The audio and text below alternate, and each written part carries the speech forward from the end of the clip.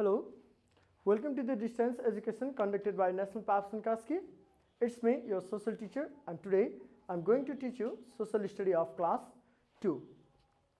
Dear students, in our previous class, we have already discussed on various topics. Today, we are going to conduct our class on the topic about my village. Okay.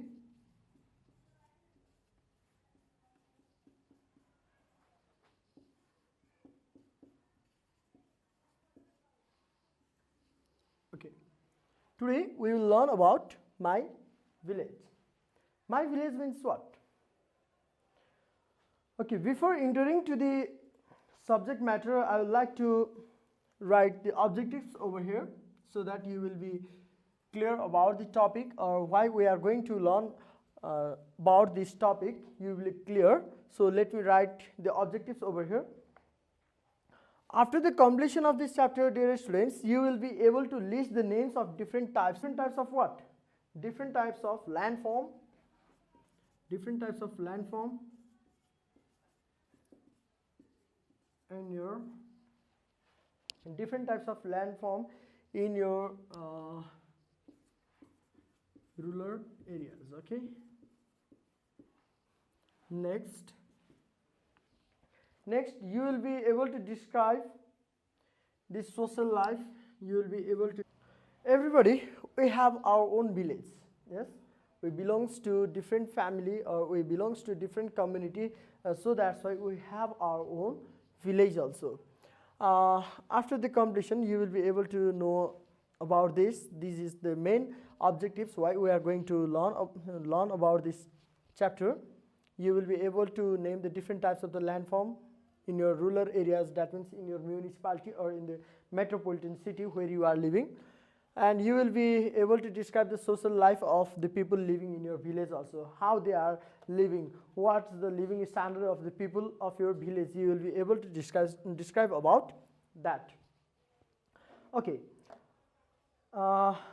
Everyone, we have our own village and it may be in different places of our country. Yes. Some of you may be from Pokhara, one of you may have village in Dhading or somewhere else.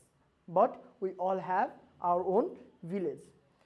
Okay, let's go over here about the Birkot village. Okay. Birkot village, it is located at Baglung district.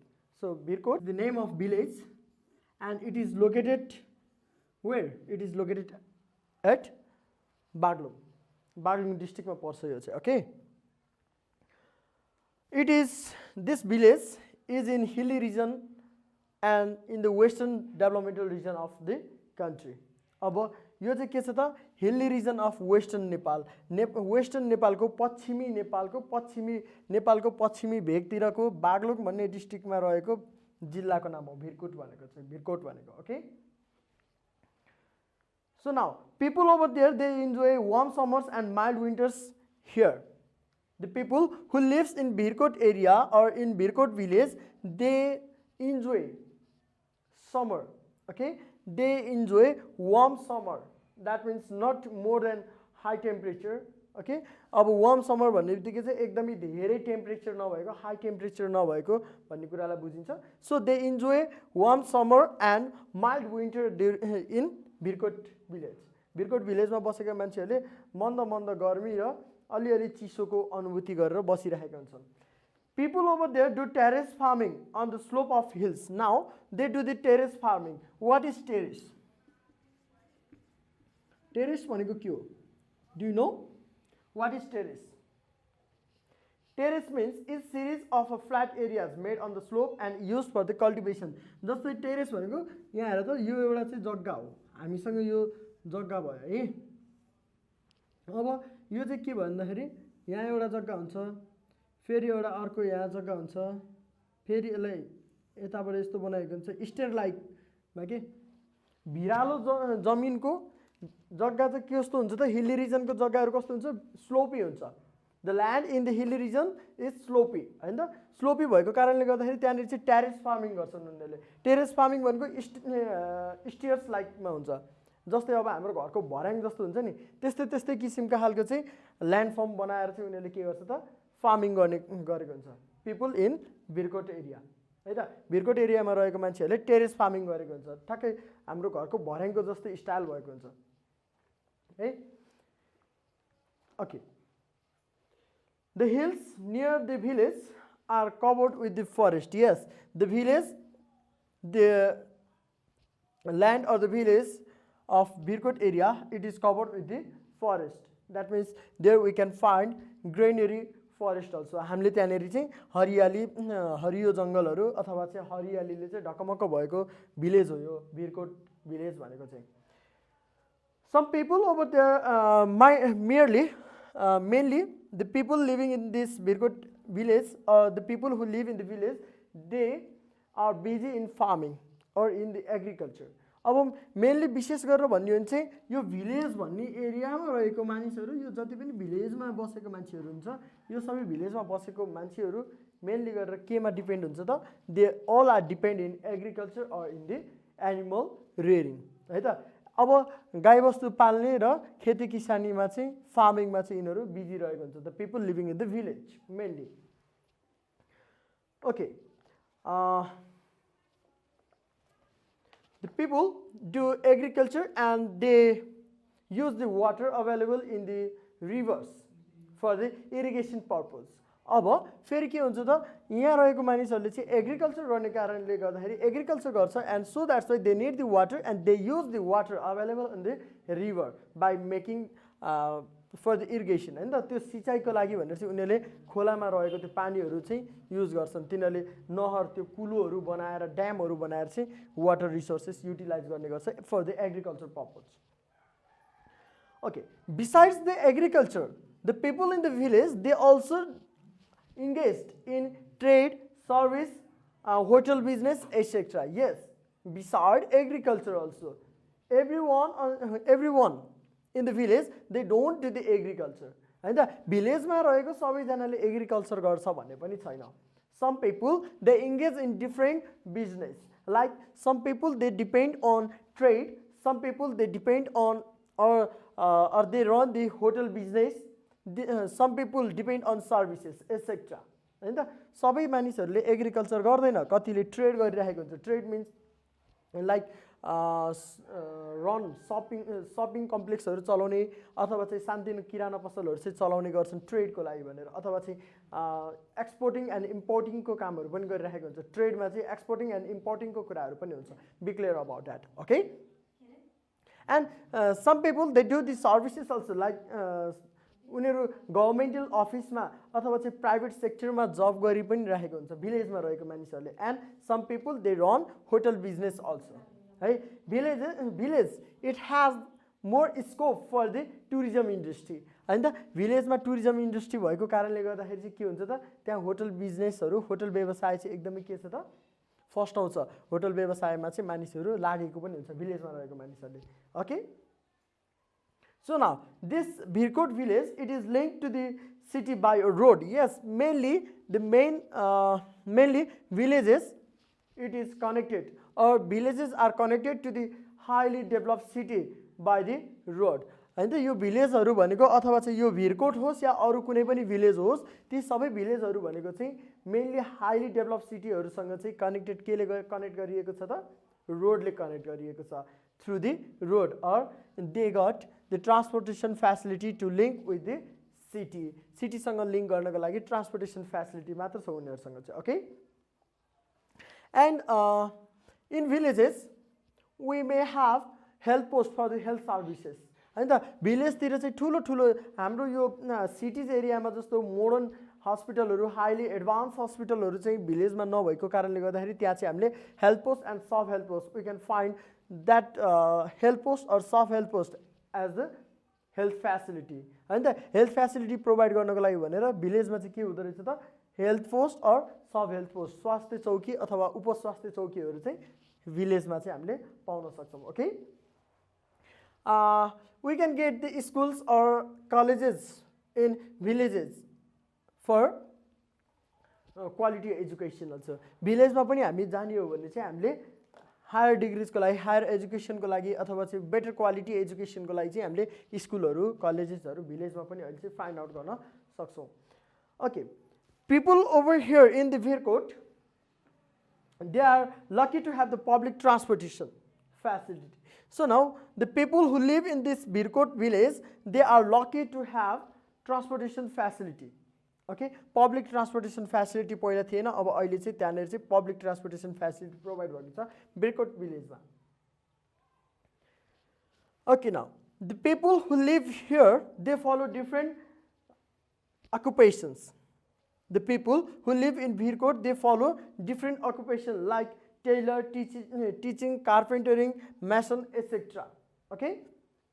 अब यो भिरकोट भिलेजमा रहेको मानिसहरूले चाहिँ के गर्छन् त विभिन्न किसिमको अकुपेसन सेक्टरहरू चाहिँ युज गरिरहेको हुन्छ for their livelihood. Like some of them are farmer, कतिपय चाहिँ फार्मर हुन्छ. Some of them are teacher, कतिपय टिचिङ गरिरहेका हुन्छन्, टिचर हुन्छ. Some of them are carpenter, हैन, यो काठको कामहरू गरिरहेका हुन्छन्. Some of them are mason. Okay, mason means a skilled people who build house. Okay, म्यासन.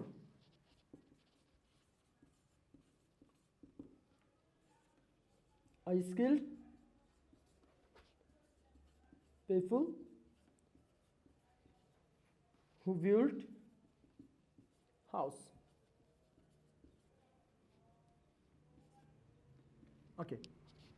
Mason भनेको के हो त भन्दाखेरि चाहिँ a skilled people who build house. Mason भनेको चाहिँ है त. Okay. So now the people, they engage in different occupation for their लिभलीहुड. उनीहरूको जीविकोपार्जन गर्नको लागि चाहिँ भिरकोटमा रहेको मानिसहरू होस् या अरू कुनै पनि भिलेजमा रहेको मानिसहरू होस्, तिनीहरू चाहिँ के गर्छन् त विभिन्न अकुपेसनमा चाहिँ इङ्गेज भएको हुन्छ for their livelihood. Okay, let's talk about the Bhirkot again.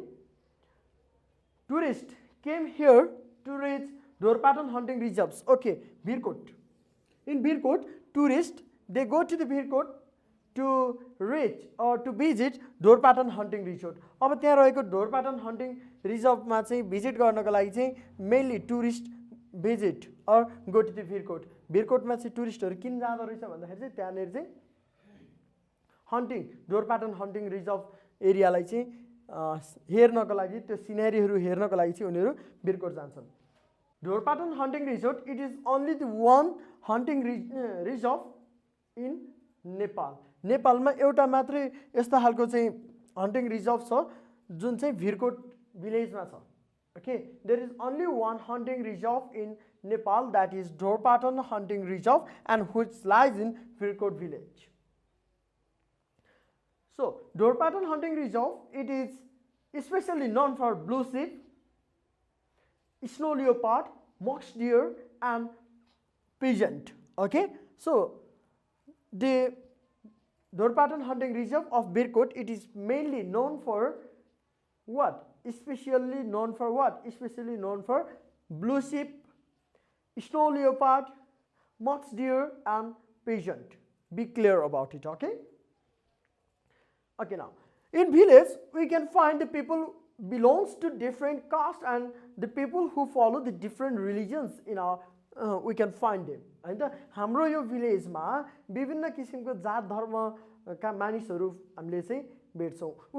We find different people of different caste and the different people who follow the different religion in the villages. Like okay, different people, they follow the different religion, different festivals also. They celebrate different festivals according to their religion or the caste. People belonging to different castes and religions live in the villages or in village. Okay, village मा चाहिँ विशेष गरेर अथवा village होस् या city होस्, हरेक ठाउँमा चाहिँ different religion को different caste का मानिसहरू चाहिँ मिलेर बसेका हुन्छन्. They commonly speak Nepali language and celebrate festivals like Dasai, Tihar, Maghe Sankranti, Buddha Jayanti, Losar, etc.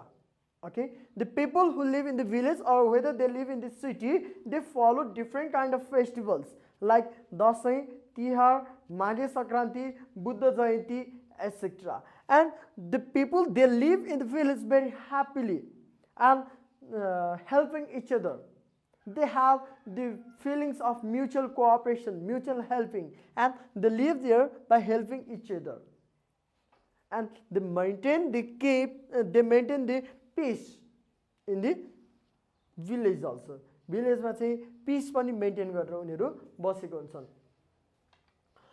Okay, the people from the different castes like Newar, Gurung, Brahmin, Kshetri, etc. We can find the people from the different castes living together in the village or whether in the cities also. In the city मा होस् या village मा होस् विभिन्न जात धर्मका मानिसहरू चाहिँ सँगै बसेको हामीले भेट्न सक्छौं. Okay, dear students, I think that you are clear about my village. Village को बारेमा चाहिँ क्लियर भयो होला. मैले भिरकोट village को बारेमा example लिएर मैले तिमीलाई describe गरेको थिएँ भने, so you can describe about your village by yourself also. है तिमीहरूले चाहिँ अब आफ्नो village को बारेमा पनि describe गर्न सक्छौ. How you can describe about your village? अब तिम्रो village को बारेमा चाहिँ तिमीले कसरी describe गर्न सक्छौ त भन्दाखेरि, the main thing that you need to remember is the name of your village. Okay, how you describe your village? Main thing, you need to know the name of village. Okay, and the next thing is you need to know the district. Okay, अब तिमीहरूले name भयो, name of your village, त्यस पछाडि name of your district. If you can say, then you can say the zone also. हैन, zone पनि तिमीहरूले भन्न सक्ने भयो आफ्नो उसको बारेमा describe गर्दाखेरि. त्यस पछाडि physical appearance, physical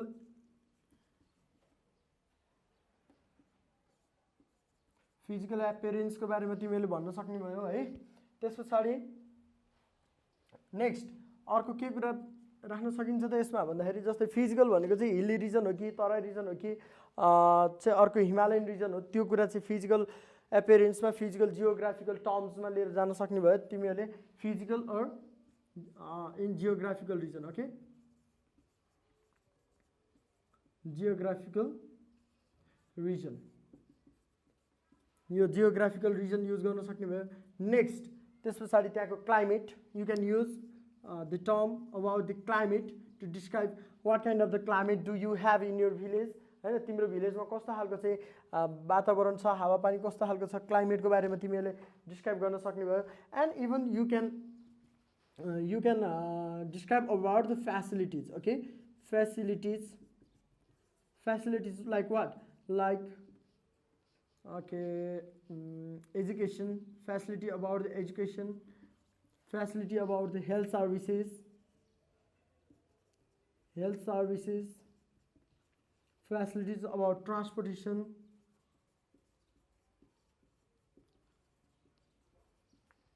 Okay, next you can include about the caste,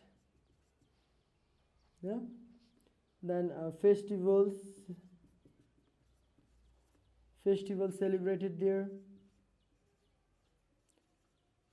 festivals celebrated or observed in your village. And the main thing is that special features. What are the special features of your village? जस्तै भिरकोटको चाहिँ के थियो त special feature भनेको Dhorpatan hunting reserve चाहिँ त्यहाँनेर छ, Dhorpatan hunting reserve त्यहाँ छ भन्ने स्पेशल फिचर्स थियो नि हो. त्यस्तै गरेर स्पेशल फिचर्स चाहिँ तिमीहरूको हुनु पर्यो. Okay, okay dear students, we are at the end of our class for today. I hope that you are clear about my village, and I hope that you can describe about your village. Your homework for today's class is you need to describe about your village. तिमीहरूले आफ्नो भिलेजको बारेमा describe गर्ने. के use गर्ने त? Name of village, name of district, zone, or physical or geographical region कुन चाहिँमा पर्छ त्यो युज गर्ने. त्यस पछाडि climate of your village, facilities like education, health services and transportation कस्तो छ त्यो कुरालाई युज गर्ने, लेख्ने. त्यस पछाडि caste and festival celebrated, caste found in your village and the festival observe in your भिलेजको बारेमा लेख्ने. स्पेशल फिचर्स भनेको स्पेसली तिम्रो भिलेज के को लागि चाहिँ चिनिन्छ त्यो कुरालाई चाहिँ तिमीहरूले लेख्ने. Okay dear students, this was for today. Please try to complete this homework and try to submit this homework to your subject teacher when you get time to meet them. Thank you for today. Stay home, stay safe. We'll meet in our next class. Bye bye.